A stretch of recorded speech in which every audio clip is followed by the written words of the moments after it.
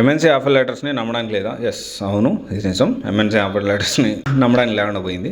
And జనరల్గా ఏంటి అంటే ఎంఎన్సీ పేరు కంపెనీ పేరు చెప్పి బ్యాక్ డోర్ దానికి సంబంధించిన ఆఫర్ లెటర్ కాదు, డైరెక్ట్గా అఫీషియల్గా ఎంఎన్సీ కంపెనీస్, కొన్ని ఎంఎన్సీ కంపెనీస్ ఇచ్చిన ఆఫర్ లెటర్ కూడా నమ్మడానికి లేకుండా పోయింది.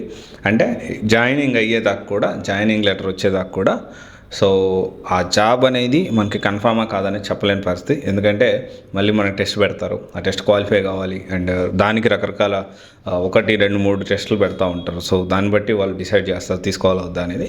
సో మోస్ట్లీ ఫ్రెషర్స్కి ఈ పరిస్థితి ఉంది. సో ఫ్రెషర్స్ మీరందరూ గుర్తుపెట్టుకోండి, ఎంఎన్సీలో నాకు ఆఫర్ లెటర్ వచ్చింది అనగానే ఊరందరికీ టంక్ వేయకండి. సో ఎందుకంటే మీకు ఇంకా జాబ్ రానట్టే, జాయినింగ్ లెటర్ అయితేనే మీకు జాబ్ వచ్చినట్టు. అండ్ జాయినింగ్ అయిన తర్వాత అప్పుడు కూడా మళ్ళీ మీరు పర్మనెంట్ అయినా కూడా మీ జాబ్ ఉంటుందో ఊడుతుందో తెలియదు. కాబట్టి సో సాధ్యమైనంత వరకు లో ప్రొఫైల్ మెయింటైన్ చేయండి. అండ్ ఎందుకంటే తెలుసు కదా మన సొసైటీ ఎలా ఉంటుంది ఏంటి అనేది. సో మళ్ళీ మన ఇన్సల్టింగ్ బాధపడడం అన్నీ అనవసరం.